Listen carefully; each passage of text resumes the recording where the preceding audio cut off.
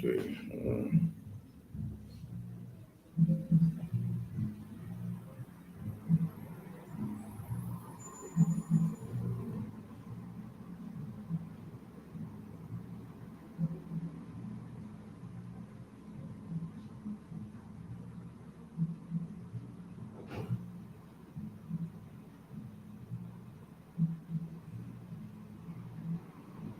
All right. Let's go ahead, clap it up. Say Shalom, Israel.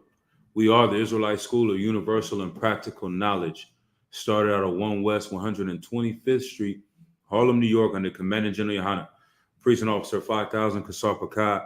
This is the Thursday night scripture breakdown for ISUPK Northern California, ISUPK Sacramento.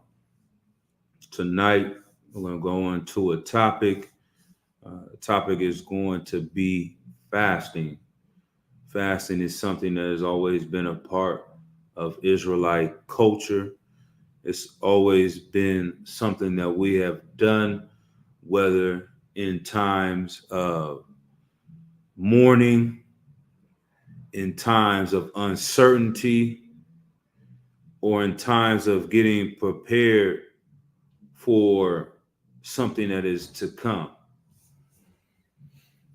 Let's see, and gaining strength from that. So let's go to that first precept. We'll get that later. Let's see.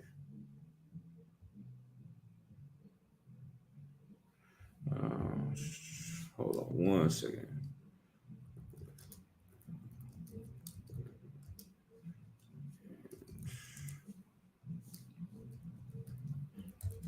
Bear with me. All right, let's get it. All right. Let's go to Ezra chapter 8. We'll start at verse, let's see. Start at verse 15. We'll drop down real quick though. So this is after our captivity, when Ezra and the prophets were coming back from the captivity in Babylon, coming back to Jerusalem, figuring out how to organize this nation of slaves. These people that have been taken by the oppressor into the land of Babylon, been stripped down and used as nothing but animals. The Babylonians, people like to talk about how evil American slavery was. And don't get me wrong, American slavery is incredibly evil, incredibly disgusting and foul. But don't get it confused. The way that these heathens in Babylon treated the Israelites was just as disgusting. We're talking about a time period where people, this is another reason why slavery today in people's mind doesn't have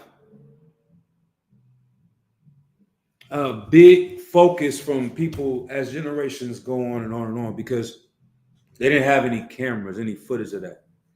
They didn't have any actual documentation where you can actually visually see the things that they were doing to our brothers and sisters, our forefathers and foremothers during our time in our captivity here in America.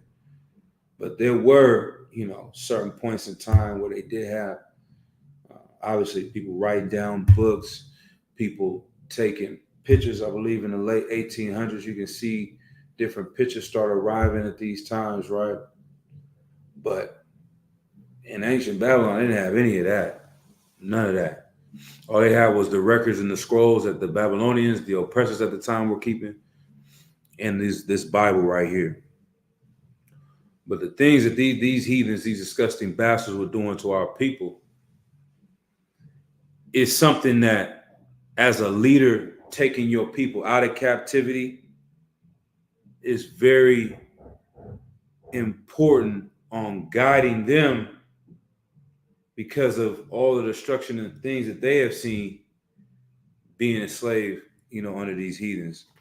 So Ezra has the job of organizing these brothers into getting the temple built back up. to getting the law read to the people. All these things is what's happening. Him and Ezra and Nehemiah were getting these things accomplished. All right, let's go ahead and read.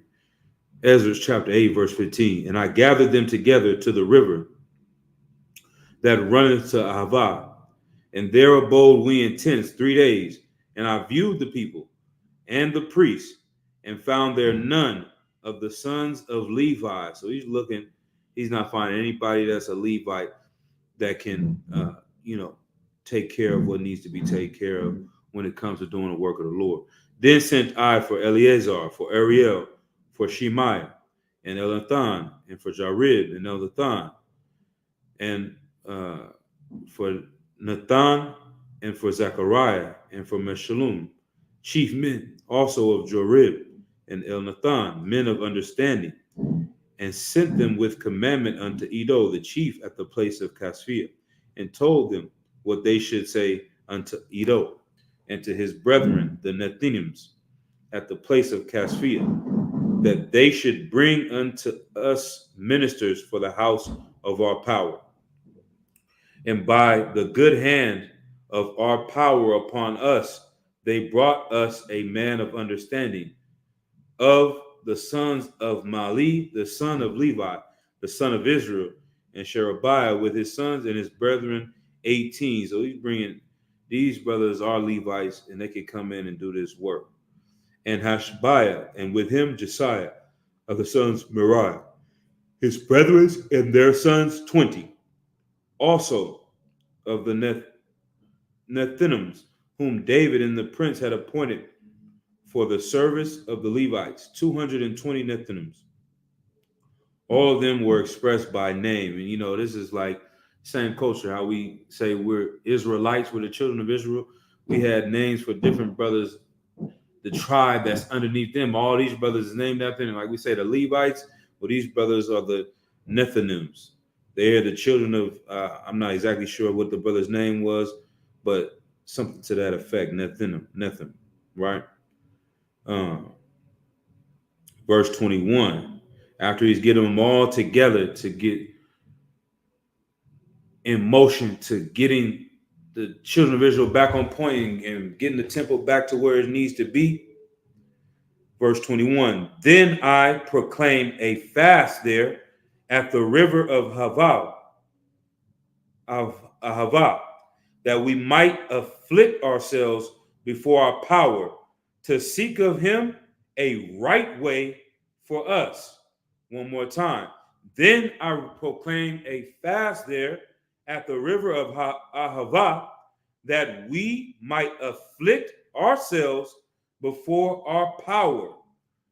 He is saying we're going to afflict ourselves. We're going to go into this day of suffering, or this time of suffering, the same way we do every year, according to the law in the book of Leviticus in the 23rd chapter, where we have the day of atonement, a day of affliction, a day that we will fast. That's how we know what we're supposed to do on the day of atonement, because the Lord says we will afflict ourselves, meaning we are going to go into a fast as a nation. And in these times, what are we doing this fast for? It's the same spirit of what's going on right here. He's saying that we might afflict ourselves before our power, to seek of him a right way for us and for our little ones and for all our substance. So this is a cut for you fake Israelites out there that got your babies fasting, got your 16-week-old baby, 8-week-old baby out here fasting, man. You brothers are out of order and not in the spirit. We are supposed to fast for the little ones. We're supposed to fast for the ones that can't fast. The sick, the elderly, the nation of Israel that is still living in this hell, that's still brainwashed by their oppressor. This is who we're supposed to do this for. So right now, what is the purpose of me talking about this tonight? One, right now, we're living in a time where World War III is at the doorsteps of Blacks, Hispanics, and Native American Indians. It's time for us to get in order as a nation. It's time for us to come back together like Ezra was doing. And certain things that you're accustomed to having here in America, you might want to consider fasting from it. You might want to see the power and the strength that can come from the Lord when you're willing to abstain from something. What does the word abstain mean? Let's look that up real quick. You know what I'm saying? Because abstain, restrain oneself from doing or enjoying something. You understand? Refuse. You got to abstain from certain things in this place. And we learn how to do that. Number one, coming into the truth, you learn how to abstain from eating certain foods. You learn how to stop dealing with pork, shrimp, crab, lobster, catfish, crawfish, all these things that they teach you to adore, lobster, things that they glorify in this nation. You learn to abstain from these things. That makes you stronger than the other people in your nation that cannot abstain. They cannot resist. So when we get abstain, what's the antonym? What's the opposite of this? Abstain, the opposite. Let me see. What is it? Antonyms. Let me see. We get some good opposite words. Abstain, hold back, forego, pass up, quit, refrain, renounce. Let's see. This is not helping me out, so lock it. Let's get the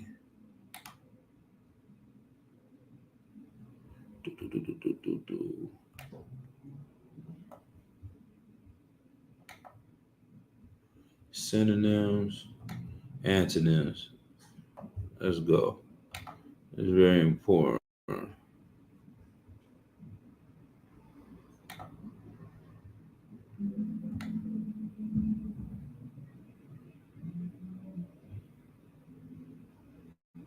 Oh, okay. Okay. Okay. This is allocate, give, grant, assign. There you go. That's the word I like. I like that word. This is a very American word right here. The word that can be seen as an opposite word of fasting is indulge. That's what they spend billions of dollars every year marketing and selling Blacks, Hispanics, and Native American Indians into doing, into believing. That's what they brainwash every American, every person around the world. They want you to indulge yourself. What does it mean to indulge? It means to satisfy, spoil, nourish, entertain. What else do we got? Oh, this thing want to bounce around. Ooh, we delight, oblige, please, spoil rotten, enjoy, wallow in, revel in. You understand? Ego trip, live it up, take part, look out for number one. Good night. That's the opposite of abstaining. You giving up something. The opposite of that is taking everything, enjoying everything, basking in it, ego tripping, living it up, looking out for yourself. That's what you're doing.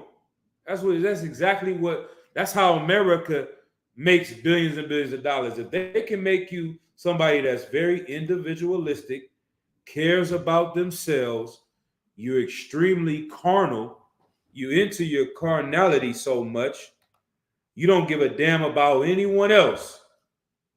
That's the type of person that's gonna spend more money getting high, smoking weed, than they do sending to their children, taking care of their children. You haven't done nothing for your family. You haven't done anything for your people. You spend all of your money indulging yourself. but you can't stop. You know why you can't stop? Because you're weak. You know why you're weak? Because you don't follow anyone who's stronger than you. You follow a bunch of weak men, weak people. The whole world went crazy when Snoop Dogg made one post talking about I'm giving up smoke. Leave me alone for some time. And a week later, he's come out. It's a whole campaign. Brothers out there was, oh man, I'm be like Snoop. I'm giving up this. I'm giving up that. I'm doing this. I'm doing that. They got so inspired by Snoop Dogg for making one post. They was ready to change their life. In reality, he was just doing some marketing scheme to sell something to you to get you to become more indulgent. And all the people that he guided to not smoking weed, to not smoke weed, he brought them right back into smoking. Everybody else that, may have never tried, he influenced them even more, man. Snoop got money. Snoop a millionaire. Ain't nothing wrong with this, man. It is something wrong with it. It is something wrong with it because the Lord says something is wrong with it. And you out here destroying your life, being selfish and greedy, not doing anything for your nation and your people, man. But we got to get back to this spirit. Salaki. I'm going to read this one more time.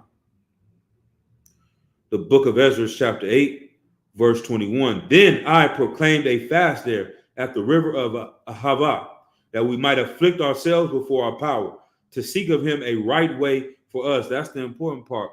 We got to seek of the Lord a right way for us. And once you start to let things go of the world, now, is this class is not saying, hey, everyone needs to go out here and do this type of fast or do that type of fast. But I will say this. It is important for growing in the truth in certain ways to fast from certain things. You might need to go on a fast from social media. If it's distracting you and it's not leading you to the right way of the Lord and it's keeping you away, then you might need to fast from that. You might need to fast from sports. God damn. Some niggas, first thing you wake up in the morning, you on ESPN, you on First Take, you on this, you on that. You addicted to every sports team, every stat, every fact. How many hours a day are you spending to that? How much time are you giving to that? You might need to fast from, what's another thing? Video games. Commander Junior Hunter's going to do a whole lecture on video games and pornography. You definitely need to fast from that because one of them is unlawful. You understand? But for sure, if you're doing these things and it's becoming detrimental and it's not helping you become a better man, to help you become a better person in the work of the Lord for your people, for your nation, for your family, then you might need to give some of these things up because the times that we coming in, you might not have the option to indulge yourself in all these things. And you know what happens when you can't indulge yourself? You become weak. You're willing to turn on your best partner because you're so damn weak. And how do we know this? This is why we say the law, statutes, and commandments are so important, especially in building up the ISUPK. Because these other people out here, they building organizations with weak men and wondering why it's so easy to destroy these organizations, not realizing everyone inside of there is a weak man. I can give you a quick couple of examples real quick of some organizations that came and went and fell down because they built by weak men. One of them, obviously, the Black Panthers. Yeah, they had a lot of strength on camera. The picture looked good. And don't get me wrong, the brothers in the Black Panthers did a lot of good things. They were strong in certain aspects. But that's no difference than what you see today with a Christian church. They may be strong in organizing and getting a building fund, building a big old mega church. They may be strong in organizing this and having this retreat. They doing that and this men's conference. Who knows what's going on there? So like it. All these different things they got going on, right? But Are they really strong men? Just because you have this much money or you moving this many jobs and making this opening, that doesn't mean anything. At the end of the day, the Black Panthers were filled with brothers that were weak. It may have had a couple of strong leaders, but even they fell weak. You know why? Because they didn't have any laws to follow. They tried to make a law unto themselves. They tried to make a way that wasn't approved by the Lord. And every single time our people have tried to do this, we've fallen off. If brothers are strong enough to go out and make a program to feed the children, but not strong enough to stop getting high, doesn't matter how many food programs you develop, that organization is going to fall. If you can't resist dealing with white women, your organization is going to fall. If you can't resist getting high, selling cocaine, and doing this and robbing people for money, then your organization is going to fall because your oppressor has found a way. He's found your weakness. You know what I'm saying? Some brother, what they brag on that. They say my freakness is my weakness. They make it seem like it's something cool. No, that ain't cool. You got to be strong in every way, shape, or form. And I pray brothers understand what I'm saying. You look at the other organization happen. What they call the NF Not Effing Around Coalition, NFAC or something like that. A few years ago, we watched them rise up out of nowhere. And it seemed like in a month's time, they did one demonstration and they got thousands of members. All of them got AR-15s. And as men in the truth, we looking at this like, yeah, these niggas lost their mind. They really think they're about to do something. And they, for one, got women in their organization walking around with AR-15s. Trying to be soldiers. Oh, yeah, that's red flag. How many different red flags? You got a brother leading it, don't know what the hell he's talking about. He's talking about Egypt and he's talking about Israel at the same time. He's talking about leading people to the promised land with an ankh on. Then you got, come on, man. You got rainbow community people all through the organization. That's accepted. It's no rules. There's no structure. Who knows who's in here that's a child molester? Who knows who's in here that's getting high? We know all of them is doing it. We know all of them is partaking in some type of evil. And you know how easy it is to set up people that can't abstain from anything? Can't stop eating pork, can't stop eating shrimp, can't stop eating crab. You definitely can't stop eating can't stop dealing with white women. You understand? You can't get away from that death box. You know what I mean? So now, what does your oppressor have to do? Just like Young Thug, this Rico case. What's the brother's name? Gunner. He spent his whole entire life getting high, having sex, getting high, having sex, getting high, having sex. Oh, yeah. And eating whatever the hell he wants to eat at any given time. Eating in great restaurants, having food cooked for him, having food brought to him, whatever he wants. Oh, that's his life. He's living on a cycle of that. Every moment of his life, he's high off of weed. Every moment of his life, he's sipping some type of alcohol or syrup or drug, popping pills, and then goes in the room and deals with whatever woman he wants to. A lot of these cats, you know what I'm saying, dealing with men, whatever they want to do, getting high, having sex, eating whatever you want to eat. Now, you take a nigga like that and put him in a jail cell and tell him he can't get high no more, he can't eat whatever he wants to, and he can't have sex no more, man. And you expect this brother to be solid? This is the weakest nigga on planet Earth. He's a dope fiend. You expect him to be honorable? He has no honor for his God. He has no honor for his people. He has no honor for his family. And you want him to be honorable to a gang member? You done lost your mind. This is what happened with every organization that's rised up. All it takes is one weak link. You go to the Black Panthers. This nigga over here has this vice, this issue, this addiction. He can't stop doing that. All we got to do is, hey, take him out of that environment. He gonna tell everything. He gonna tear the organization down from within. They tell him you going to 25 years of life with none of these things you can't go one day without. And that seems like death to a person like this, man. Well, we was able to come out the world, coming into the truth. We able to cut off these things of the world, man. The like I said, the unlawful things, the women. You able to cut all these things. You getting stronger. You fighting your demons. That's excellent. That's excellent. Akwadi.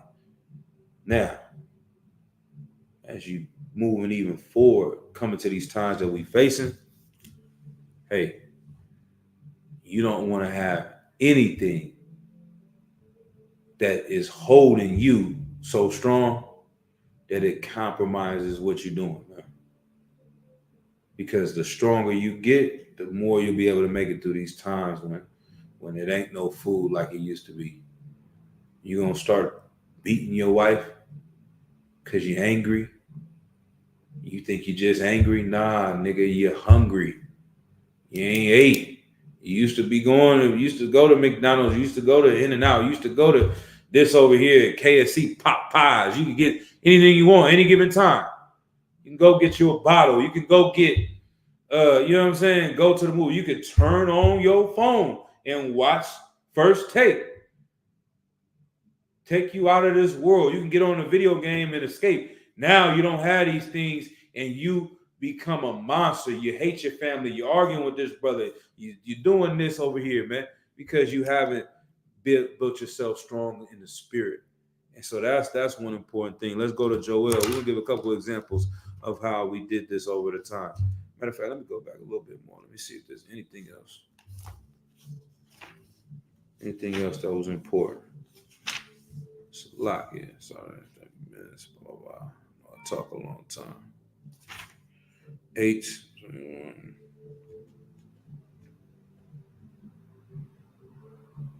We'll read Ezra 8, verse 22. For I was ashamed to require of the king a band of soldiers and horsemen to help us against the enemy in the way, because we had spoken unto the king, saying, the hand of our power is upon all them for good that seek him, but his power and his wrath is against all them that forsake him. So we fasted and besought our power for this, and he was entreated of us. You understand?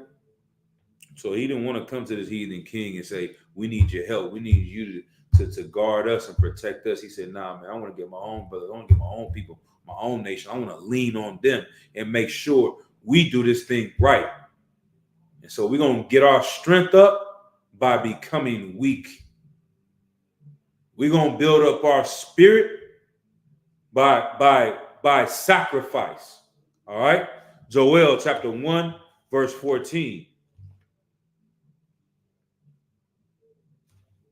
Joel chapter 1, verse 14. Let's see. Go up a little bit. Go to verse 13.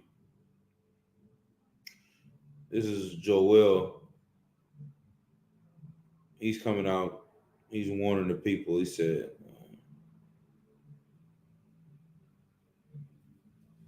verse 13, gird yourselves and lament, ye priests.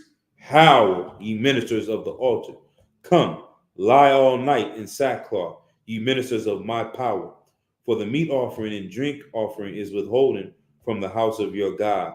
Verse 14, sanctify ye a fast, call a solemn assembly, gather the elders and all the inhabitants of the land into the house of Yahweh your power, and cry unto the Lord.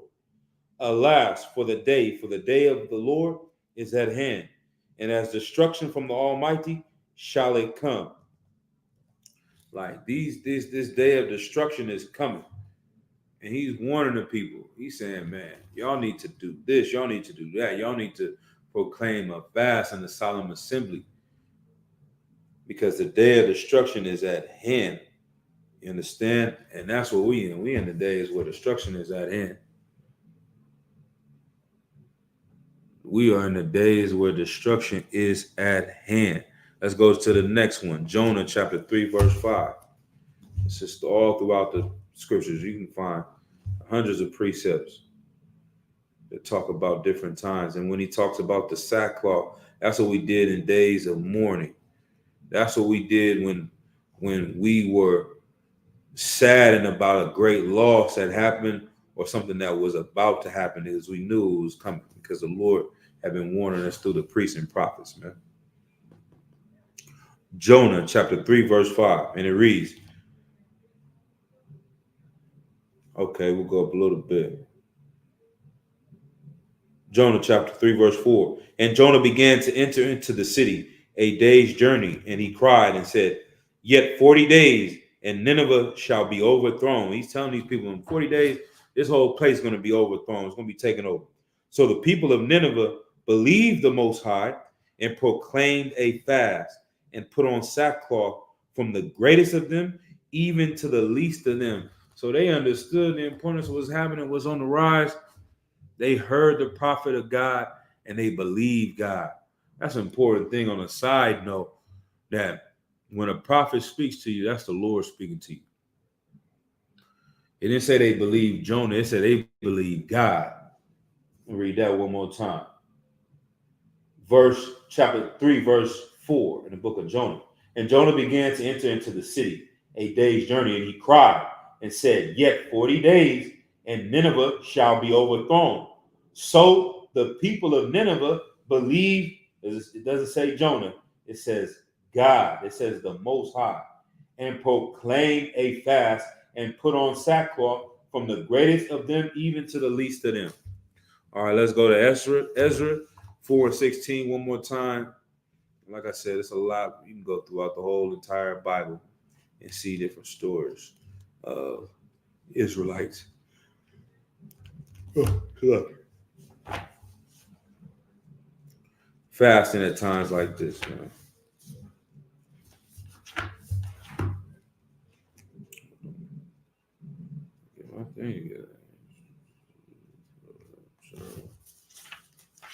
The book of Esther, chapter 4, and verse 16. And it reads, go gather together all the Jews that are present in Shushan, and fast ye for me, and neither eat nor drink 3 days, night or day. I also and my maidens will fast likewise, and so will I go in unto the king, which is not according to the law. And if I perish, I perish. And Mordecai went his way and did according to all Esther had commanded him. This is a very important time. We're going to have the Feast of Purim coming up soon, and we're going to go over the story of Esther, but it's a very powerful story. And that sister says some righteous thing right there. It's one of my favorite lines in the Bible as well. And if I perish, I perish. Something General Muhammad was talking about today, about the brother. What was his name? I think it was Garaldi, something like that. Givaldi. This brother said, if I perish, then I perish. If I die, then I die. I'd rather have death than to be a slave underneath you goddamn devils. And this sister right here loved her people so much. She risked her life in order to save her people. And before she went in to do that, she said, we're going to have a fast. We're going to go into a time of affliction to get our spirit strong. I need y'all to get y'all spirit strong so that I can gain strength off of you and that we can have the Lord on our side. You in here fasting in these days, and that's the thing too. Like, the nation is almost a way of cleansing, and that's another thing. These people in the world, you know, they make a big deal about this fasting and all that. It's not spiritual. It's completely carnal with them, right? They talk about how your cells start to regenerate. They talk about how this is going on and that's going on and your health. Yeah, there's a lot of benefits in that too. There are health benefits that can come from abstaining from certain things and abstaining from food, you know. But that's not the spiritual side of why Israelites had done that. But you will say this, man, when them people was fasting, I don't think anybody out there was getting high. You understand? Like when you going through these type of things, it's just a way of making sure the nation is kind of on pause. Everybody is clean. You know what I mean? You ain't got time to be doing all this and doing all that. You got time to focus on the Lord and focus on how your soul's being afflicted. You understand? And so that's another important thing. Matthew chapter 4, verse 1.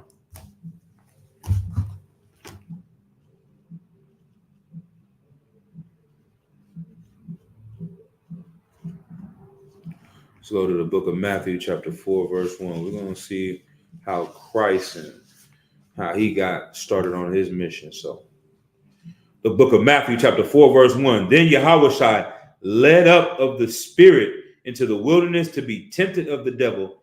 And when he had fasted 40 days and 40 nights, he was afterward hungered.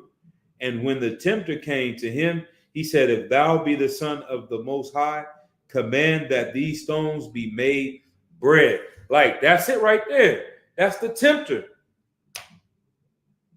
They waited for Gunner to get behind the walls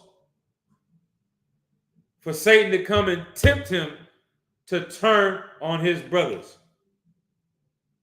All the partying, all the money they made together, none of that matters. He's saying, hey, man, you ain't ate no good food in a minute. Okay, give you this right here. Let's get him some Waffle House up in here. What do you want? You can turn this prison meal, you can turn these oodles and noodles, you can turn that top ramen into steak right now. You hear making these little prison cigarettes and roll-ups with nothing, with dust and Bible paper. You can turn that into a nice backwood. Boy, you can get out of here, man. You can turn that into the best cup of lean. You making Kool-Aid with the sink water. Nah, you should have you some Hennessy XO. You should have you some rosé. You should have you some syrup in that cup. That's where you belong. You belong. You don't need to be taking these gel pills that they giving this brother over here because he got a mental illness. You using it to get high. Nah, man, you can get out of here and go get real pills. You can get that good pill you like with the fentanyl on it. You can get that other one, that Loratal. You can get this, you can get that. You can get the Percocets, you can get the Molly. You can get all of that. You can turn this hell that you're in, this suffering that you're in, into whatever you want and whatever you would like. That's how Satan comes. Christ went to fast 40 days to be tempted. Because if he could be tempted in his weakest moment and be strong still, then he could be able to give up everything else he needed to give the ultimate sacrifice of his life for his people. And that's the importance of abstaining. That's the importance of getting yourself healthy, getting yourself right, getting yourself prepared. Because in these times, Satan's going to come in and try to tear down this truth. Satan's going to try to come in and tear down the brotherhood. Satan's going to come in and try to divide you from your family, get your wife out of order, get your kids out of order. Satan's going to come in and try to do these things, and he's going to see, is you going to let him convince you to turn these stones into bread and get what you want? Yeah, I know, man. These brothers over here, they doing the truth and everything, but man, if I go back over here, then I won't have to deal with this struggle right here, man. Let me just go back and do what I need to do. Let me go ahead and get this pack and let me sell it. Let me do that. Let me do this little scam here. Let me do that. Let me go back into the world so I can have the things that I had before. Instead of working this 9 to 5, instead of getting up in the morning, going to this slavery, man, let me fall back. Let me turn these stones into bread. That's what Satan was doing to Christ, man. That's the lessons that we can learn from what he was going through. Verse 3, once again, and when the tempter came unto him, he said, if thou be the Son of the Most High, command that these stones be made bread. But he answered and said, it is written, man shall not live by bread alone, but by every word that proceeded out of the mouth of the Most High, man. Like, you being a man of morals, of principle, of substance, then life is more than just stuff in your face. Life is more than just having sex with whatever woman you want to. Life is more than you getting high. When you find the purpose of your life, the reason why you're here, and if we all know, if you don't know, you understand? Let me go to quick precept. We're gonna come back to Matthew. Let's go to Ecclesiastes 12. This is one precept got people running around like a chicken with their head cut off because they don't have this in their life. You can ask a million people what's their purpose in life, and you're gonna get a million answers. This Bible was left here to give us the correct answer. I almost want to pull it up and see what that looks like on YouTube. What does it look like to see someone ask people what is their purpose? What is the purpose of life? Let's see what we get, man.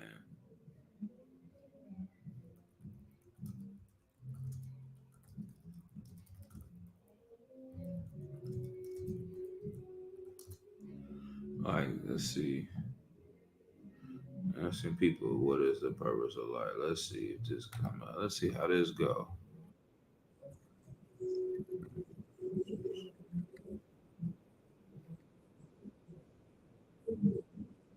Of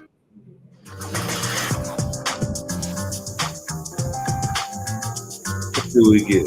Okay. Only 2 man. try to make something out of it. I think the purpose of life is for us to learn God's word and strive to be as much like God as we possibly can. I would say that's an ever-changing decision. Collectively. My brother. What does that Make even sure mean? you make everybody else. Hold on. What the heck?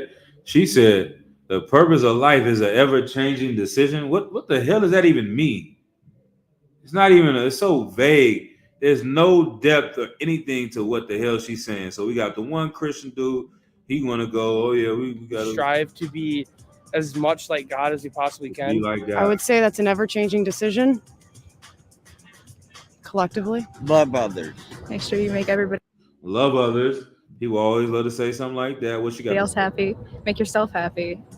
Enjoy, explore. Makes other people happy. Make yourself happy. Joy. All these things sound so great. Make yourself happy to somebody making themselves happy is getting high off of cocaine. Somebody else making themselves happy is selling heroin. Somebody else, the things that make themselves happy is molesting children. That's what you and your life purpose is because you don't follow anything. You've made up what you're here for. And this is what people are doing. They run around like a chicken with their head cut off. Let's see what the brother. Explore. Do what you love doing. Enjoy, explore. Do what you love doing. To live it to the fullest. Ooh, To give all you have to others. he took it there. That's real Edomite culture. Live it to the fullest. YOLO. You understand? Live it to the fullest. That's your life purpose. That's what people are walking around. It's like that's Barakatah Yahweh Yahweh Shai for the ISUPK under Commandant General Yohana, man. Like when you start to see, you take the blinders off and you see the reality of the people that are around you, because someone else watches this and they say, "Oh, the world is such a great place. Look how the average person thinks. Look how everyone talks about love and they're all about caring and, you know, making other people happy," because these are the things that sound good, but it's so evil. Like riding on a train with these people is like, how do you feel safe if the Lord ain't with you? Like, how do you even, man? I don't know, man. You people that's in the world, you run around, you thinking that this world is a great place, when these people are disgusting. And all of their answers is proving how disgusting they are. Let me go back to the brother. We're gonna start one more time from here. Enjoy, explore, do what you love. What are you exploring? Pornhub, nigga? What are you exploring? You exploring all the white women that you can? This is your life purpose is to explore. Explore what, nigga? I feel like Captain Mashak. You know what I'm saying? Captain Mashak. What, nigga? What are you trying to explore, nigga?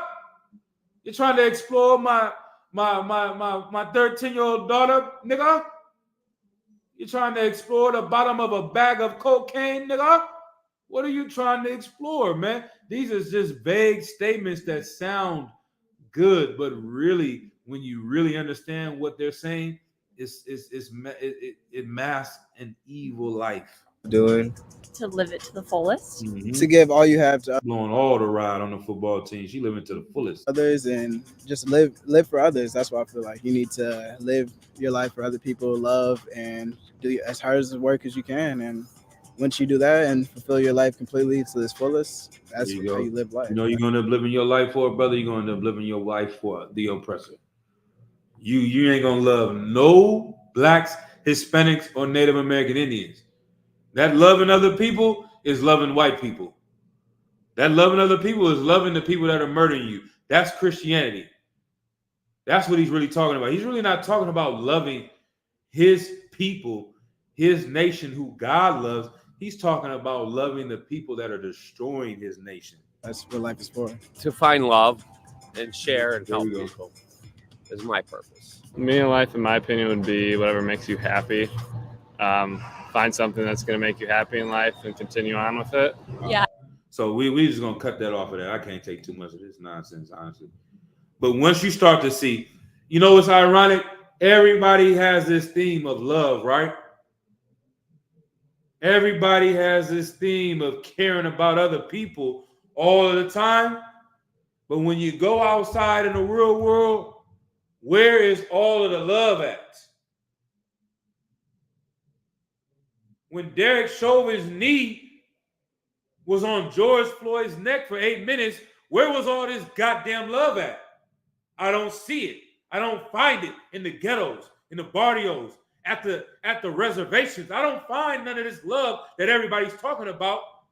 When my people are locked up in these jailhouses and these prisons, I don't find none of that love talk. Everybody is saying, fulfill this and do that. And do. Nah, man, it's garbage. It's garbage what they telling you, man. You living your life and you have no purpose. You don't know what you're here for.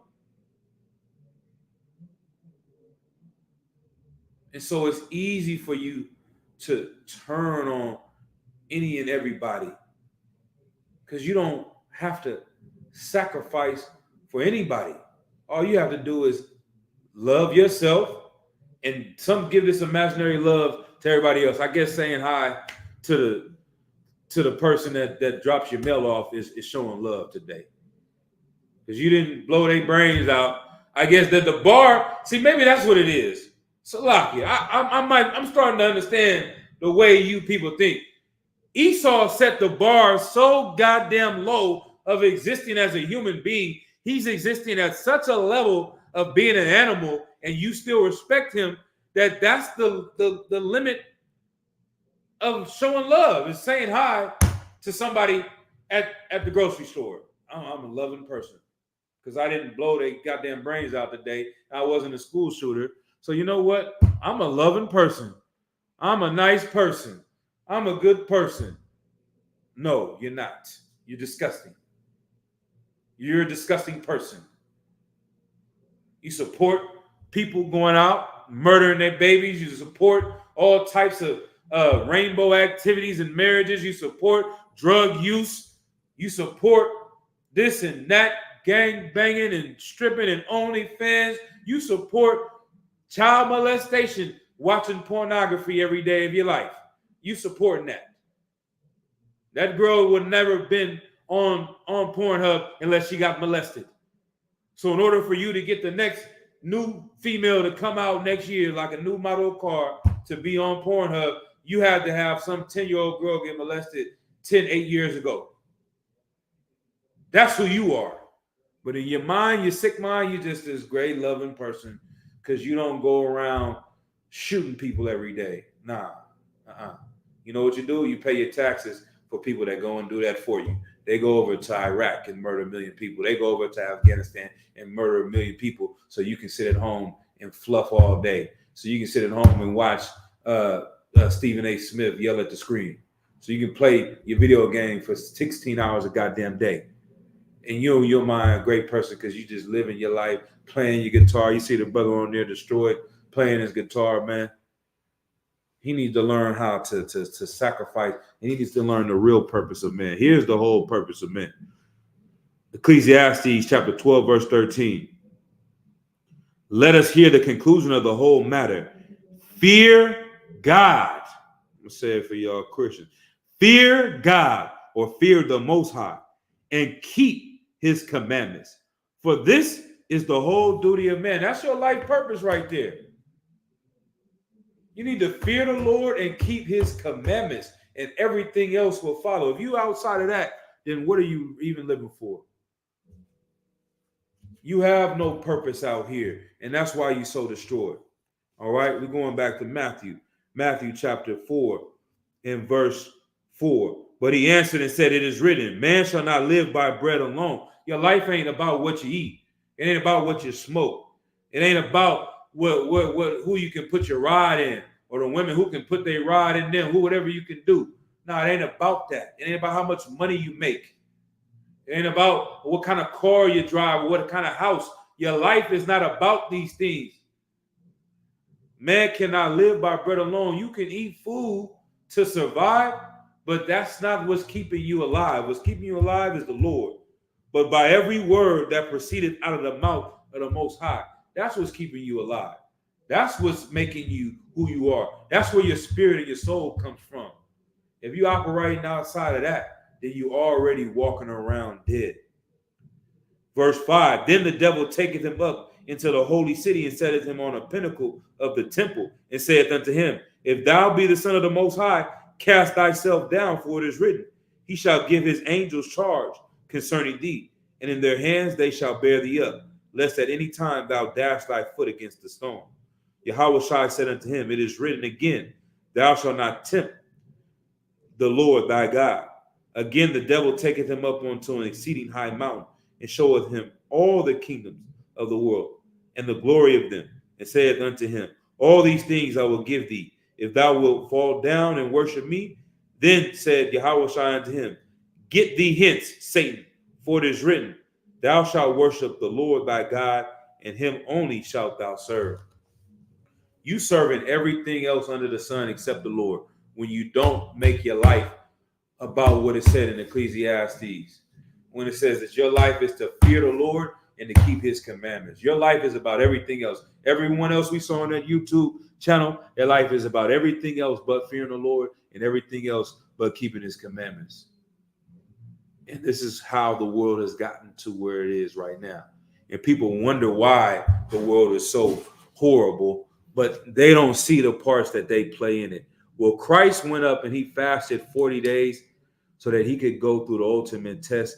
And at his weakest point, if he's able to deny his flesh of the most basic need, which is eating food, then his spirit was so strong that he could deny other temptation. You telling me to come and turn this bread into stone, I'm able to say that. The next thing you offering me is a kingdom, nigga. I want a sandwich. Them fish sandwiches that Christ was making, you know what I'm saying? And Dr. Zab said, Christ was out there serving fish sandwiches. He was giving them bread and fish, man. Them Negroes was having fish sandwiches. Them sandwiches sounded pretty good. Christ could have made him one. He was able to turn that down at his weakest moment. You want to offer me some kingdom? You want to offer me what? Some gold chains, nigga? You offer me a house? I don't need none of that. I follow the Lord. I fear the Lord. My spirit is so strong. There's nothing you can send my way. That's the type of spirit we need to have. That's the lesson we need to learn from our King. We're going into World War III. Woe unto them that are with child in these days. Paraphrasing. Woe unto them, like these days. Oh, we can go to that next. You understand? Where it talks about Matthew, was that 24? No. This is Matthew. Hold on. It's Matthew 24, right? Yeah, it says it says there'll be even more things. It says, okay. Yep. He says, Matthew chapter 24, verse 6, and ye shall hear of wars and rumors of wars. See that ye be not troubled, for all these things must come to pass, but the end is not yet. Things are going to get bad. You're going to hear about bad things coming.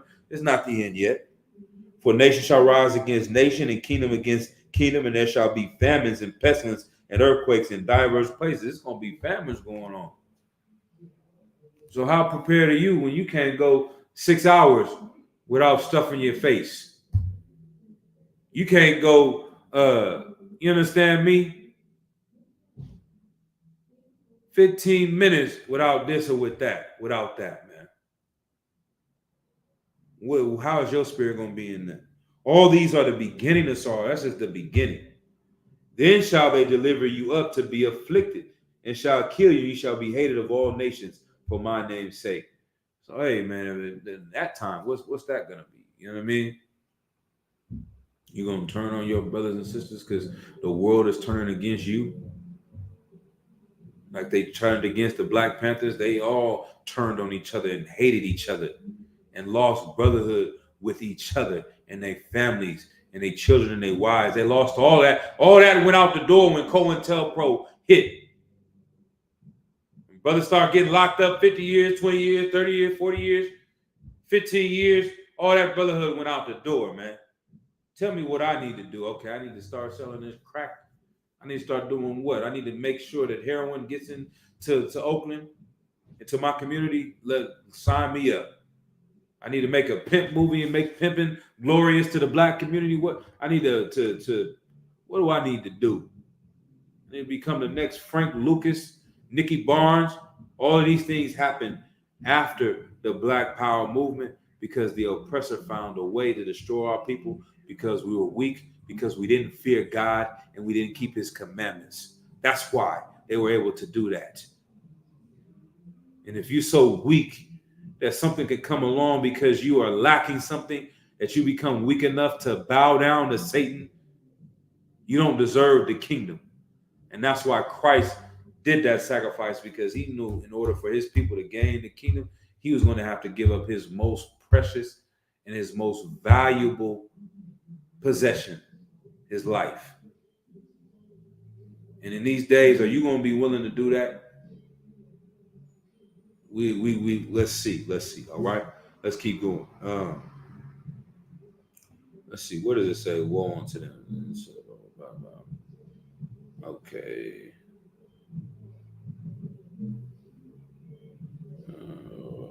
Okay, verse 19.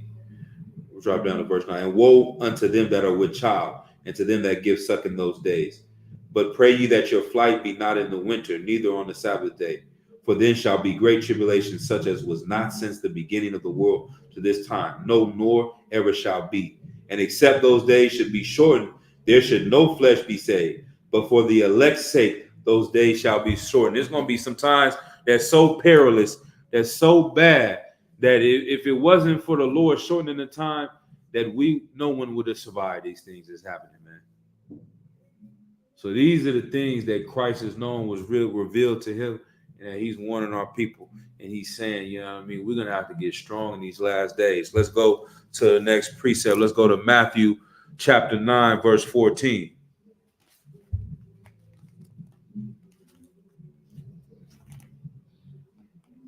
The book of Matthew chapter 9, verse 14, and it reads, Then came to him the disciples of John, saying, Why do we and the Pharisees fast oft, but thy disciples fast not? So the disciples of John coming to him and saying, Christ, you're supposed to be such a righteous man. Why aren't y'all fasting? Because they lost the meaning of the fast. They turned it into something else. They turned it into a fad. And that's something that was glorious. So lock it. It was a fad a few years ago where I think they called it the Beyonce lemonade diet or something like that. Everybody just drink, some water with some cayenne pepper, a little bit of lemon, and some sugar or something in there, some syrup. And this is the fad. This is why you're fasting. It was to show how evolved you were, to show how you could lose 10 pounds in a weekend, to show this or that. It was a fad. It was for show. It wasn't because people were going on this journey trying to heal themselves, trying to heal their nation, trying to become better people, trying to get the encouragement to be stronger so that they can do more for their nation and sacrifice more for their people. Nah, that's not what it was about. That's what the Sadducees and Pharisees have done. This is what John was doing. It's a ritual, the same way he was baptizing people. It wasn't to actually save people, show them how not to be sinners. It was just a ceremony. It's symbolic. These fasts were symbolic. It didn't make them righteous men, right? And so John is confused. Like, even the Pharisees, I know they're wrong, but they still do this. Y'all supposed to be righteous, but y'all don't do this. Well, Christ gave him an answer. And Yahweh said unto them, can the children of the bride chamber mourn as long as the bridegroom is with them? But the days will come when the bridegroom shall be taken from them, and then shall they fast. Like, can a child mourn? Because fasting a lot of times was also done in the times of mourning, like we read. And you know what I mean? Jonah. We read it in Joel. These are the times of not happiness. These people were fasting, right? Sacrificing. He's saying, right now, Christ is here with them, but eventually he's going to leave. And in those times, it's going to get rougher, and you're going to need to build up your spirit. That's when my men will need to build up their spirit. But right now, I'm here. I ain't got nothing to worry about. I'm that nigga. So I'm the HNIC. What do they need to fast for? What are they mourning for? What are they building up their strength for? They get all their strength from seeing me walking on goddamn water, out here healing people, out here feeding the people. They got enough strength to get off of the work that I'm doing, being with them, teaching them. But now when I leave and they have nothing to lean on, man, they're going to need to build up their spirit, man. We in those times right now. It's time for us to get stronger. It's time to find out what's making us weak. What's holding you back? What's making you sick? You understand? All right. Let's drop that. Now let's go to Matthew. Matter of fact, we're going to go to Luke chapter 18, verse 12. Let me see a couple more minutes. Let's try to run through these real quick. Luke chapter 18, verse 12. And it reads, let's go up a little bit. Let's see.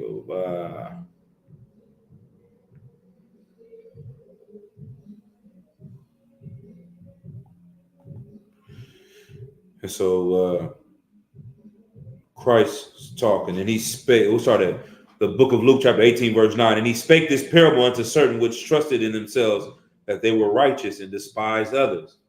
2 men went up into the temple to pray, the one a Pharisee and the other a publican.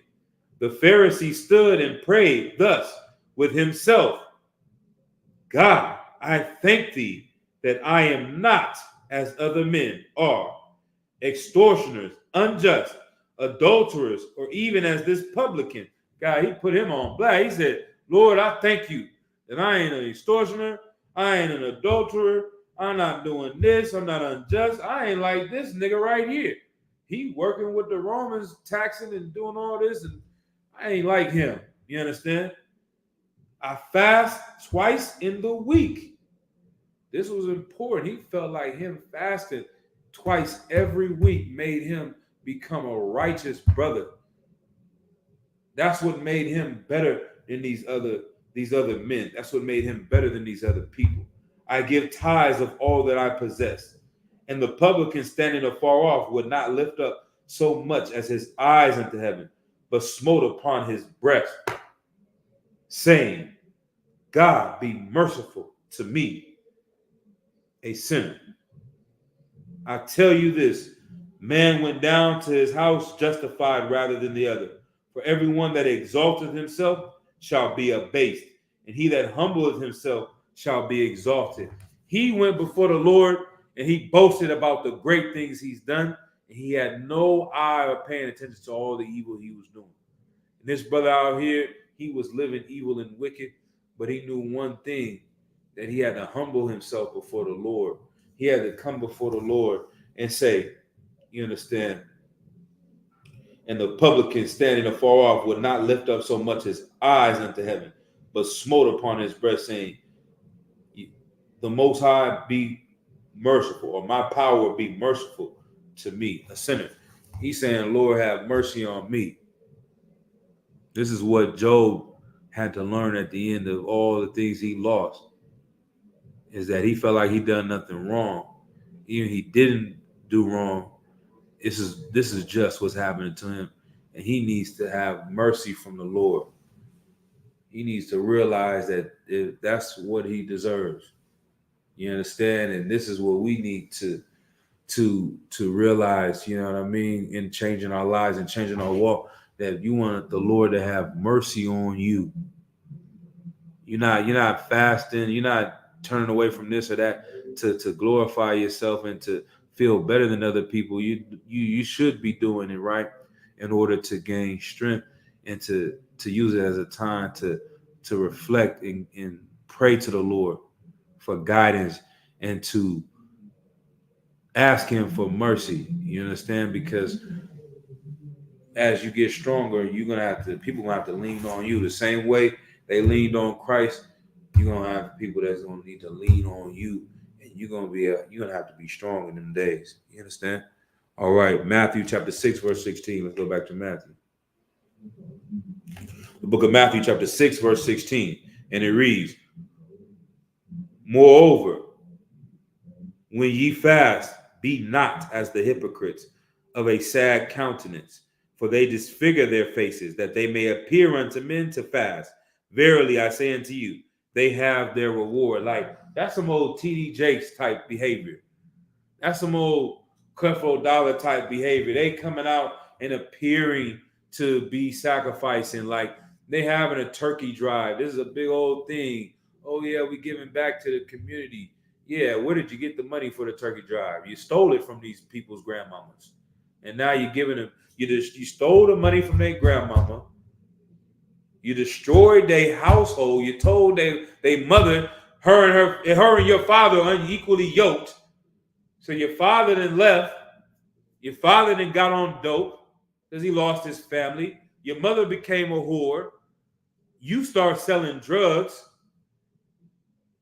You understand me? You go to jail. Now your kids ain't got no turkey for whatever holiday you're celebrating. And now TD Jakes come out and bring a turkey to you. Nigga, where did you get the turkey from? And why do we need a turkey? We need a turkey because you destroyed my family. We wouldn't need no turkey from you if my father was here, my mother wasn't a whore, if I wasn't on dope, if I wasn't selling dope, none of these things would have happened. That's what the Commander General Hunter made a heavy point on Black Watch the other day. He said they used to have this saying of you go to the military because they're going to make you a man. But nobody's telling you, why should you have to go to the military in order to become a man? Only reason why you're doing that is because the people that run this country destroyed your family. That's the sick part of this thing. You understand? But this is how these hypocrites work. They're fasting to appear honorable to the people. They're disfiguring their face. They're making it seem like they're having a loss. Right? Let's keep going.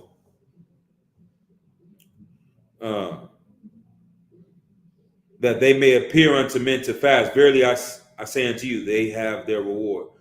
The Lord is going to deal with them because he knows they're full of it.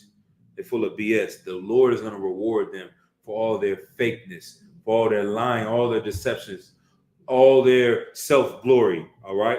Verse 17, but thou, when thou fastest, anoint thine head and wash thy face, that thou appear not unto men to fast, but unto thy Father which is in secret, and thy Father which seeth in secret shall reward thee openly. Like, yeah, you're not to make this a big deal, an ordeal, so everybody can lift you up and glorify you and see how great you are and how strong. Nah, man, suffer and suffer quietly.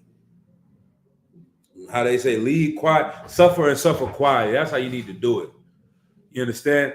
And you will get your reward from the Lord.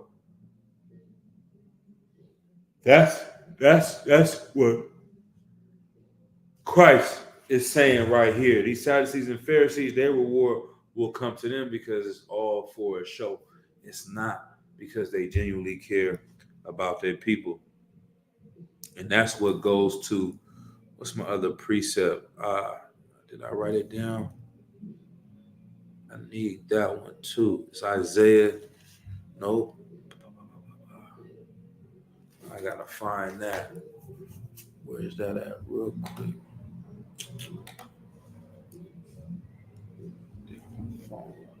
Yeah.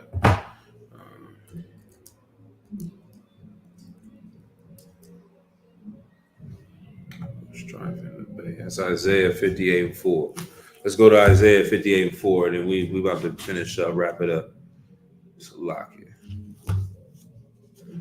Isaiah 58:4. I want to read this, and I'm gonna go read some other things real quick. Let's go. Isaiah chapter 58, verse 4. Behold, ye fast for strife and debate, and to smite with the fist of wickedness. Ye shall not fast as ye do this day, to make your voice to be heard on high.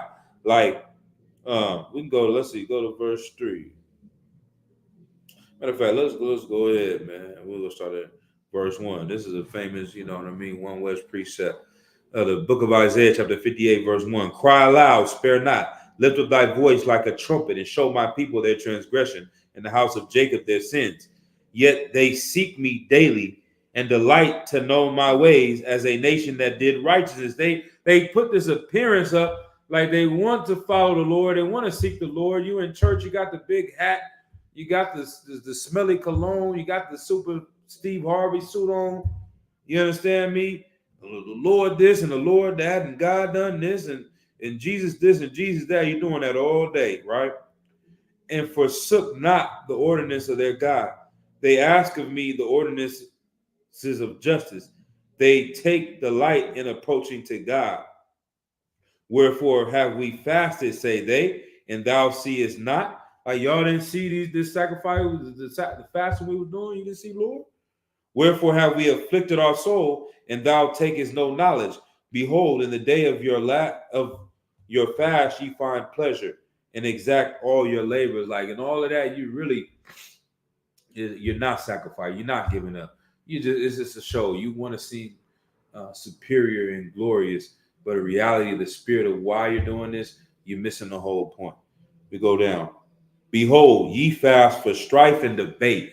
Like General Hyman always says that, like, certain people use the law to hurt people.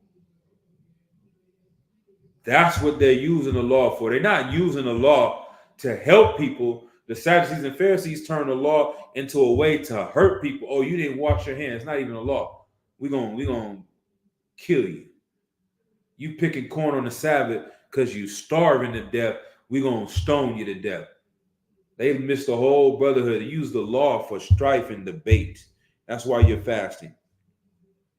And to smite with the fist of wickedness. Ye shall not fast as ye do this day, to make your voice to be heard on high.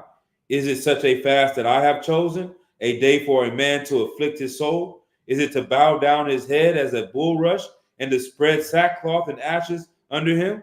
Wilt thou call this a fast, an acceptable day to the Lord? Is not this fast that I have chosen to loose the bands of wickedness, to undo the heavy burdens, and to let the oppressed go free, and that ye break every yoke? This is the real purpose of it. You getting your strength together. You getting your spirit together. You killing off any demons that you fighting through prayer and fasting in order to go out and free your people. Not some fad, not some way to get puffed up and to get glorified. It's to really to humble yourself and to help others. That's the importance of doing things like this, right? And that's what Christ was doing. He gave up 40 days in the wilderness so that he could come out and do this mission right here. Is it not, verse 7, is it not to deal thy bread to the hungry, and that thou bring the poor that are cast out to thy house? Like, give that bread you was about to eat, give it up and give it to somebody else. Give up that time and that money you kept spending on your shoes and your addiction to getting this and that and buying this and video games that, and you spend everything on yourself. How about you fast from that and give some of that money to the Lord's chosen people? How about you give that bread you're going to stuff your fat face with and give it to somebody else? Verse 8, then, oh no, hold on, Salaki. Verse 7, is it not to deal thy bread to the hungry, and that thou bring the poor that are cast out to thy house? When thou seest the naked, that thou cover him, and that thou hide not thyself from thine own flesh.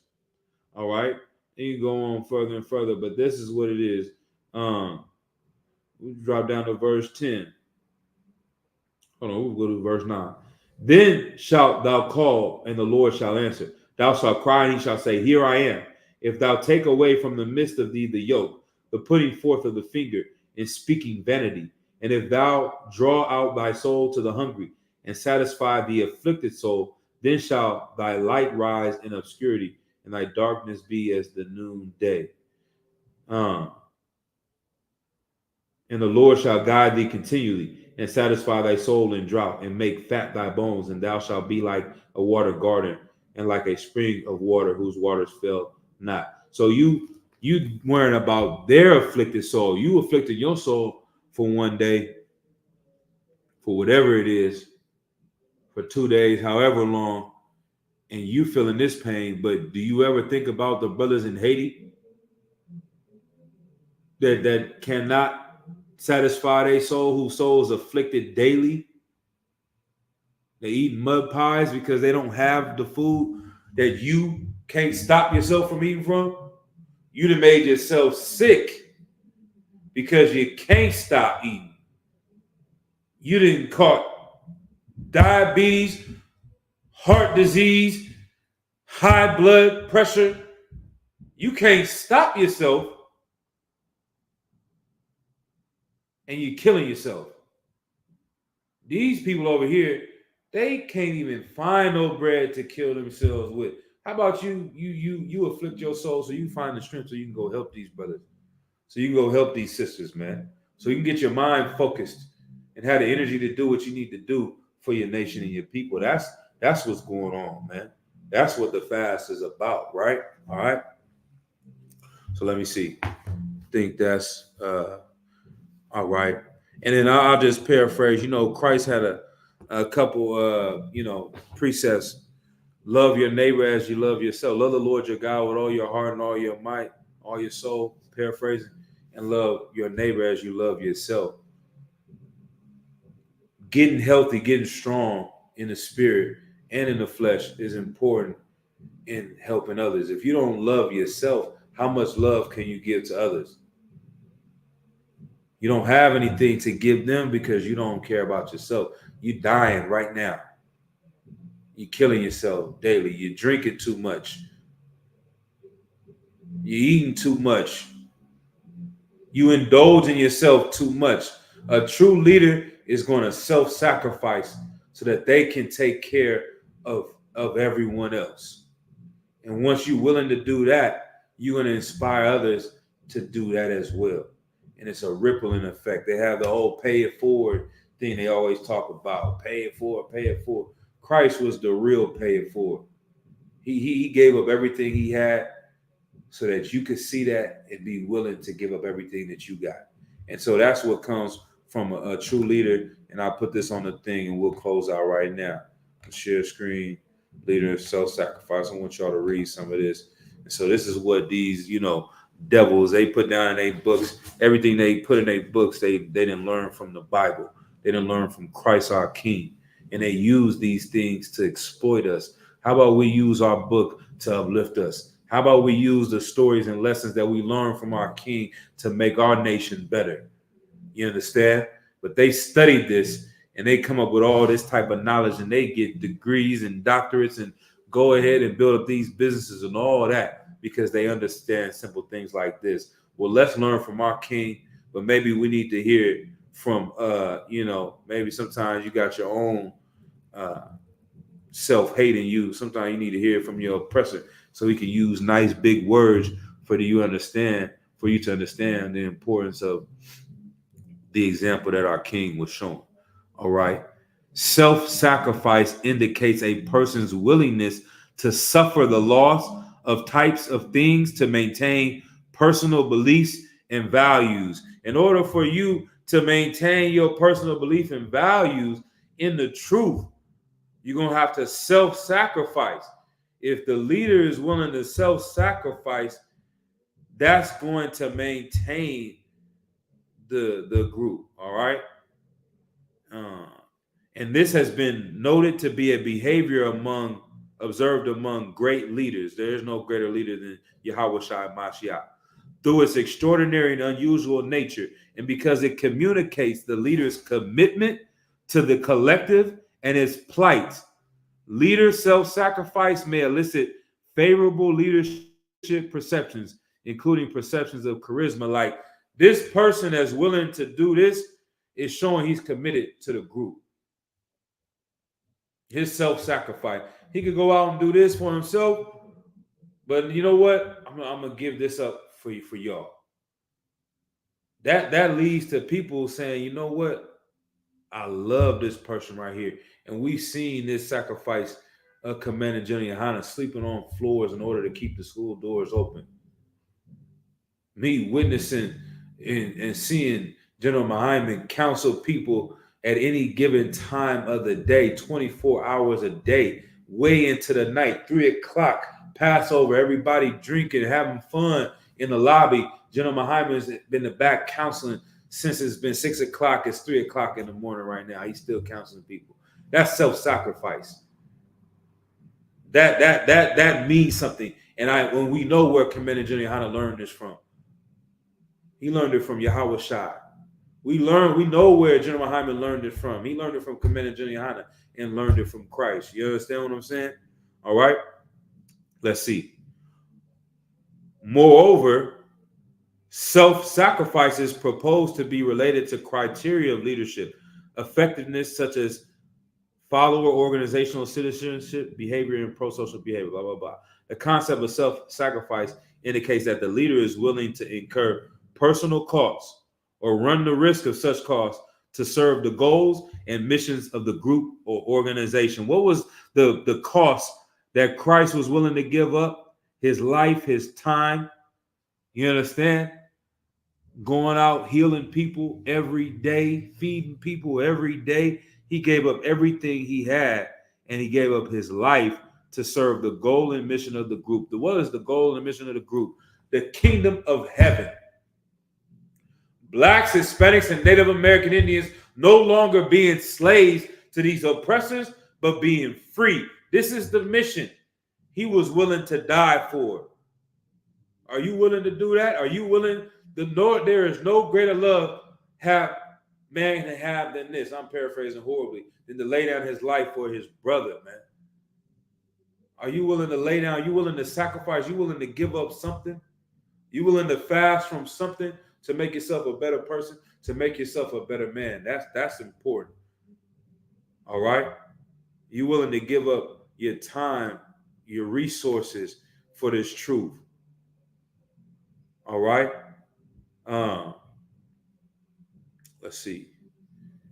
Blah, blah, blah, blah. For example, yours. Okay, where am I? Okay, let me see. I think I went down too far. Let me go back up a little bit. Blah, blah, blah, blah. Self-sacrifice indicates a person's willingness to suffer. Blah, blah, blah. We read that part. Though it's extraordinary and unusual nature, and because it communicates the leader's commitment to the collective and its plight, leader's self-sacrifice may elicit favorable leadership perceptions, including perceptions of charisma. Like, it's unusual. You go to work, your boss doesn't want to sacrifice for you. He wants to get paid more than you. The leader of the organization doesn't say, I want to take the lesser because I'm doing less work. Y'all built up my McDonald's. You on the front line flipping the patties. You should be making $100,000 a year, and I should just be making $50,000 because I don't do nothing. I just sit at home. No, that's not how the leader works. It's not how the president works. It's not how the judge in the courtroom works. The judge, everybody got to stand up for him. When in reality, he should be standing up for you because he should be a servant to you. The president comes in the room, everybody got to stand up, everybody got to clap, everybody got to move out the way. It should be the other way around. That's how our leader operated. That's how our king operated because he truly cared. But to us, this is unusual. It's unusual when you're following the white man, who is the devil the Bible speaks of. Let me see. Let's see. Okay. Where we at? Keep going. Moreover, self-sacrifice is proposed to be related to criteria of leadership, effectiveness such as follower, organizational, citizenship, behavior, blah, blah, blah, blah, blah. Same thing. The concept of self-sacrifice in case the will. Okay, I read that part. I think so. Yeah, I think I went down and I needed to go back up. Blah, blah, blah. So here we go a little bit.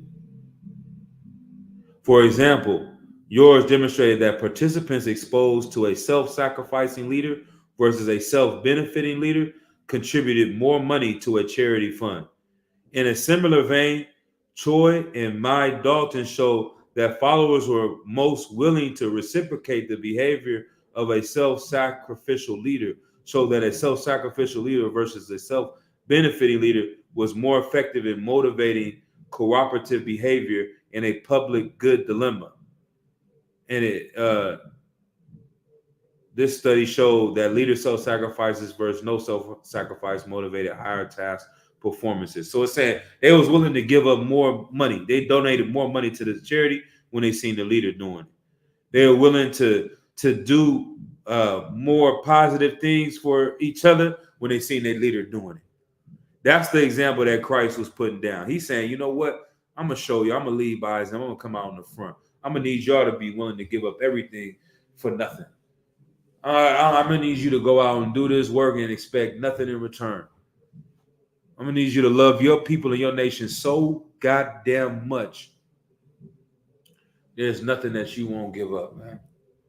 And so, yeah. Let me see. Did I have one more precept? Let me see. Matthew 10 and 8. Let's see what that is. Other than that, we can close it on out. Matthew 10 and 8.